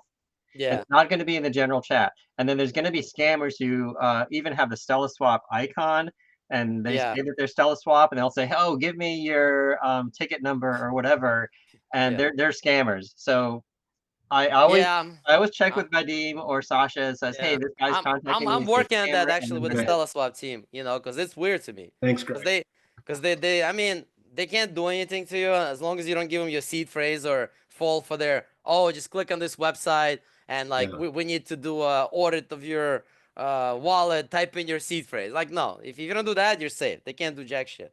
Like don't even worry about that. Yeah, unless you like listen to them and actually actively cooperate, you know, which obviously you Yeah. won't now because now you know. Right. Like, Yeah. but you Good. know, a friend of mine got taken for like 30 grand like that, you know, and they, like, you know, Wow. one of my students, you know, and I'm like, why didn't you like tell me? Why didn't you send me a message? I would have obviously been like, no, like don't do it. I'm like, I told people like a million times, never give your seed phrase to your wallet, MetaMask wallet, or to your Trezor, to anybody. Like anybody. I don't care who it is. Me, StellaSwap team, the Santa Claus. No, nobody gets it. Not even your mother, not even your wife, nobody. Like, you know, keep it to yourself. Keep it hidden. It's like giving somebody your ATM card, the PIN code, and telling them where to find the nearest ATM. That's pretty much what that is. You know, if you do that, well, I'm sorry, I can't help you. That's just dumb. Like, would you do that? Like, would you just give your card to like a stranger and be like, "Oh, here's my PIN code. Here's my card. There's the bank. There's an ATM around the corner. Yeah, yeah. Don't worry about it." Obviously, he's gonna run, take your cash, and have a good time. You know, like Yeah. no, don't do it. You know, but people, I guess they still like in that whole mentality of like, oh, there's customer support. They're gonna Yeah. help me out. They need to access my accounts. No, they don't. Not in DeFi. You can actually give them your public wallet address. You can give that to anybody. I mean, unless you don't, you know, if you want to stay anonymous and things like that. But they can't do anything with that wallet address except to see every single transaction that you had and to send you money. They can send you money to that address. Like, you know, so which is fine. If the scammers want to send you money, go ahead, let them. As soon as they send money to your wallet address, that's your money now. You know, like you remember that meme going around where like, oh, send me 100, I'll send you back 200, and Oh then yeah. like some guy got the scammer where the scammer was like, he sent him 100, the scammer sent back 200, then he's like, okay, send me like 400.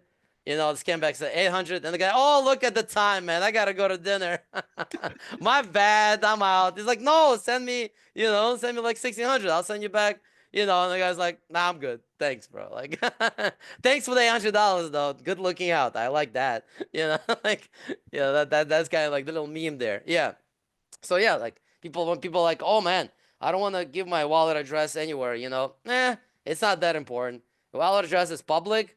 The seed phrase is private, and the key and the key to control, the private key to control that wallet, that's private. If somebody has that, they basically have your wallet. They can just control Mhm. it. They can send shit from it. They can do whatever. Yeah. So yeah, don't do that. I'm working on that with Steve. We're trying to figure out how these scammers are getting like the ticket ID number, and how they're seeing that the ticket is even open, right? Because they would need to like see that it's open to even message about it. And then when they Yeah. put the number in there in the chat, people think they are support. They kind of leverage that credibility to say that they're the team, even though obviously they're not. And then they try to get newbies to like click on the website, and on the website, oh, put in your seed phrase so we can see what's going on. And then you put in your seed phrase, and bam, they just drain your wallet, send off all the money, or they basically import it into MetaMask, go on StellaSwap, log in with that wallet, exit all the farming positions, and send off all the tokens to their own wallet, which obviously you have no access to. And that's it. And then like, oh, what happened? But thankfully, that was like a one-time thing. I don't think anybody else got scammed because people just ask, and I tell them like, no, no, no. But I wanna cut that off at the root. I already talked to Steve from StellaSwap team, and like they're investigating what's going on. But either way, I'm probably gonna put like a little video into the course, talking about the beginning of like module 4, like saying what we just said right now. Like, Yeah. never give your seed phrase, because I have that written everywhere in the text too, but people just don't read like the text, and then they just go, which is funny because that guy, he was one of my like earliest students. They got scammed. I'm like, did you not hear me say like at least 10 times on the Q&As, in the Telegram chat, in the course, videos? I say it like all the time, and he's like, but I wasn't giving it to him, like the seed phrase. I was just typing it into a website. I'm like, that's giving it to him. That is his website. Like, if I'm like, okay, don't give me the seed phrase, just send it to me in the text message. Is that not giving it to me? Like, I'm like, it's like, oh, damn. All right, you got a point there. I'm like, yeah, I have a point. Like, come on, guy. That's embarrassing. You just like, you have to finish my course, you get scammed like that. Come on. But I get it. He's a trusting person. Like me, I'm not a trusting person. Like, I've had so many scammer experiences in this thing. Like so many stories. Like that now I'm just like, no, I'm gonna just control my own money now. Like, thank you. Yeah, So even like, Nadim, thanks for the support. Because like as soon as I got those messages, I kept checking with you, and you yeah, replied pretty fast. I said, "No, this was yeah, a scammer." Or even I told you, "Okay, I'm getting a response from this guy," and you said, "Oh, he's one of the developers." yeah, So, yeah. Because I know them. I've so been your working with them for a long response time. on the support is always really great. Yours and Sasha's now, and Yeah, that's like you're saying. That's what you're paying for is for the support, yeah, and also yeah, for your market. If it's going to be pensioners and stuff like that, that's from a different generation. That's all from if it looks official, then they think it's official. And so, yeah. as long as you're taking care of your market, you're doing a great job, and I think you're doing a great job. So, anyway, just thanks for Thanks, that. man. Yeah, you're very welcome. I mean, that's kind of like, when I started this like 7 years ago now, that was the mission, to kind of bring this. 7 years ago? Wow. Yeah, man, it took me a long time. Like, people think it's like, oh, I just started. No, like, I started this 7 years ago. Like, I had to learn all these things myself. I've done everything myself. I had no team, almost like no money. I was just kind of scrambling and trying to get this thing off the ground. But now I figured it out. Like, now my students are getting results. I figured out how to get the support aligned with the extreme synchronization for the course. And now, all the other entrepreneurs in my space, they're starting to take notice because they're like, man, this guy cracked how to bring mainstream into liquidity mining, which I don't think anybody's done before yet, because it's just too hard. People don't want to do hard things. I actually like doing hard things, so that's where the money is. There's no money in easy things. It's like, oh, I'm gonna put up a few YouTube videos and get crypto natives liquidity mining. Oh yeah, well they're not gonna pay for that. They'll be like, thanks, guy. Great job. Keep working. Yeah. Meanwhile, keep working your other job. Like leave your day job, right? Like, yeah, man. But now it's looking good. Especially, I was doing it when it was like the bear market, when Biden the admin was in. It was like dark times, like at that time I was like, man, am I like dumb? Am I just doing something that, nobody wants? And then basically once I get that done, they're just gonna kill crypto from under me and kill DeFi from under me. And then what I did would be useless, like that was Yeah, always there was always a chance of that. It wasn't a zero chance. Like it was definitely a good chance. Who knew like Trump would win and U.S. would turn pro crypto and the rest of the world would now turn pro crypto because everybody kind of right. follows U.S. except for Europe. I don't know what the hell's going on over there. They're just doing some weird things, but whatever. I mean, they need DeFi more than ever actually, so that's great. Right. So where were you with so if you started this about 7 years ago, where were you, I guess maybe mentally with this a year ago? Because we didn't know. I mean, we knew that there was politically there was an issue, but I mean, you Yeah. didn't know that Trump was going to win. Well, listen, worst case scenario, U.S. is not like the only place in the world. The rest of the world was going forward with DeFi. Worst case Okay. scenario, DeFi would be just forbidden in U.S., and I would just serve customers outside of U.S. Okay. Okay. Kind of like that. I mean, I would move like to, Singapore or Thailand or place like that, adapt all my stuff to, cut out all the U.S like companies and they'll probably migrate out of US like Coinbase and and Kraken and all these people because they would just close them down. But but I don't know. Somehow I couldn't believe that like Americans would go for that. We're just like, CBDC, the whole China social credit score. Nah, I don't know. I Mhm. just don't think Americans are the type of people to like take that for a long time, Right. Yeah, Right. you have to, like Chinese, they're they're a little different. They're more like society oriented. They're more like kind of like hive mind type of scenario. Like they're into that. They like it. I don't know. Well, I doubt they like what it is now, but they have no choice. Yeah. Now it's a little too late, But who knows? Listen, maybe that's what they like. That's the kind of society they like. Good for them, Yeah. Let them enjoy that, Like I know U.S. people don't like that. Right. They're Right. like the whole country was founded on like freedom of speech, freedom to bear arms, like all these things. And like, how are you gonna correlate that with like CBDCs and social rating score and like 15-minute cities and staying in a little cage and like, nah. Like even if federal government would do that, I think the states would resist. Which is kind of like also the decentralized nature of U.S. Right? The states are kind of like the keeping the federal government honest, so to speak. And they try. Hmm. Damn it. Anyway. I guess Zoom thought that you were talking too much. Yeah, nah, it's me. I pressed the button, like accidentally. Zoom was like, "Damn, guy, you can't be spouting things like that on our platform. We're as woke as we can be, But no. Zoom has been great, They, I'll be the. I have no problems with them. I had no problem with Google, but whatever. All my stuff is on Google. I still kind of use my Google overlords technology. It is great. I can't say anything bad about them except that YouTube incident. But I'm hoping they can see the error of their ways and turn around and unblock my YouTube and and be like, okay, maybe we went a little too far, during those dark times. But whatever. If not, it's okay. I'll make new playlists. It's all good. Yeah. So now, yeah, now it's all good. Now I'm kind of hitting the point, the inflection point where things are starting to get easier. You know, like I'm starting to have some money coming in. I'm starting to get like team members so I can share the workload. I'm starting to network, right? Like I kind of I have like a deal with the marketing company Mavericks that are working. They're gonna be basically taking over all the marketing for me, paid ads and all these things. Like people help me with JVs. So things are getting much better now. I can and myself, I'm finally starting to like understand how like this business works and the information business. I didn't do anything like this before. I was in sales before this. That's all the skill I had. Like sales, just how to do sales. Not even online.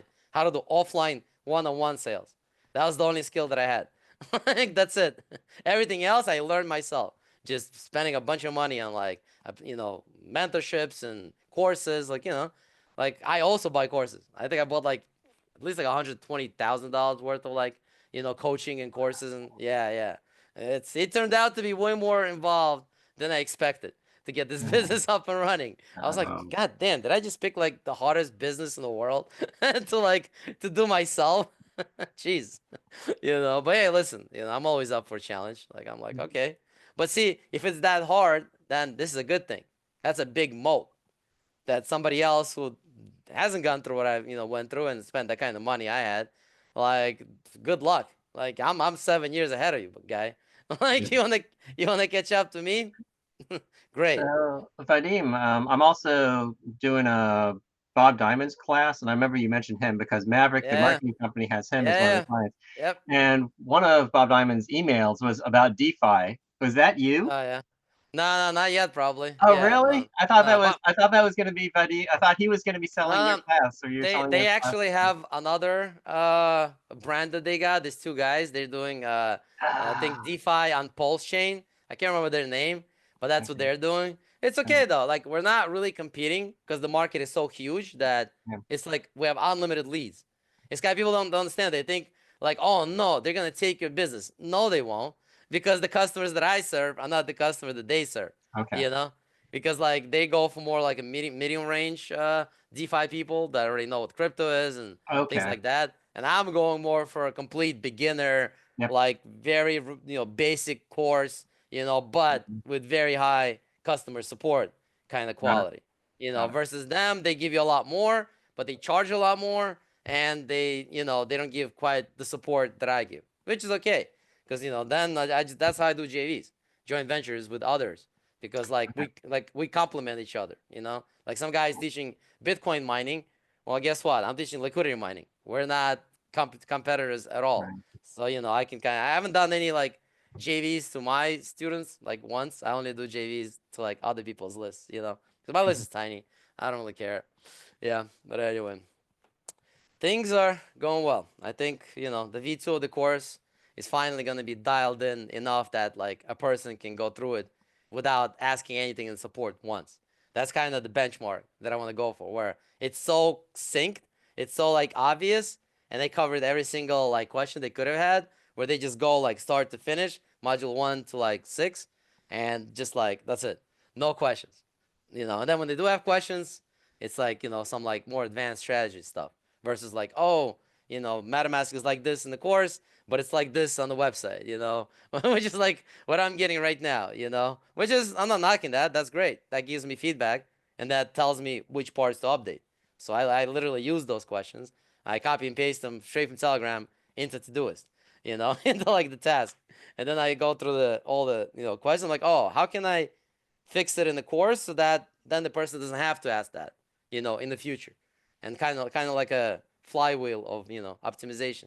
It's like you guys give Mhm. feedback, I take the feedback, I fixed whatever the question was about, and then next time I'm like, oh, is this guy asking? No, okay. Like remember that thing where a Brave browser wallet like you have to like disable back in the day? Like I took that whole thing out. It's gone. Like it's not even there anymore because they fixed it on the StellaSwap side. So now you can have whatever setting you want in your Brave for that wallet thing. Doesn't matter. It just works. So I'm like, okay, why am I making people do this then? And then they're giving me like support issues, like they're like, oh, the options are like this now, but the options in your video for that Brave wallet thing are different now. I'm like, okay, scrap. Like, and then I'll see if people start asking again, or something is not working and that fixes it, then I'll bring it back and I'll put it on a synchronization schedule. But yeah, but that's kind of like, the mindset behind that. And like people are like, oh, why are you telling everybody this on Q&A, your business? I'm like, I don't care. It's fine. Like you want to compete with me? You want to start something like this? Great. The market is huge. It's like limitless. Like I even set up an affiliate program now where you can like promote this link. You can get like I'll send you a link. You can register as an affiliate, right? I didn't promote this anywhere yet, and then you could just like promote this course, send somebody a link, and automatically like you'll get like $200, on each sale you make. There you go. And my Kartra has a whole affiliate system built in, keeps track of everything. Like I have a professional level affiliate system already in Contra for the whole time. I just didn't use it, you know. So yeah, now I learned that. I learned this like a couple of month ago, you know. So now I'm using that everywhere.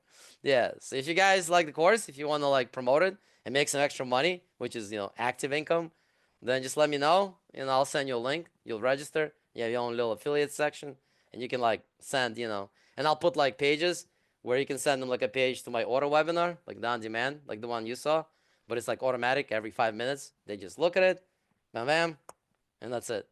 Yeah, I even went away from the whole coupon code thing. Like now I'm just gonna make products with the price already in there. So you don't need to put in the coupon code, press apply. Because a lot of people had problem with that too. They're like, oh my God, like I thought I applied it. Well, where's the coupon code? Now I'm like, okay, got it. Let's take the whole thing out. Like no more coupon codes, no more discount codes, just discount the price right away. $9.97 and that's it. Like great, just buy. Okay. Yep. So if you All guys right. want, let me know. Let's see. Okay. Yeah, I think I gotta go. I got coaching in 15 Okay. minutes.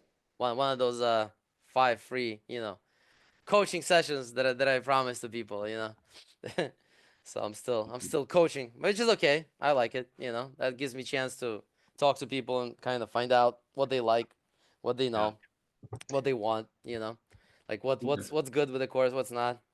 Customer feedback, very important. Okay. That's what I've been doing for 7 years, just getting feedback. Yeah. Uh, Well, thanks, thank you. Vadim. You've answered all my questions. Sorry, Steve. All yours.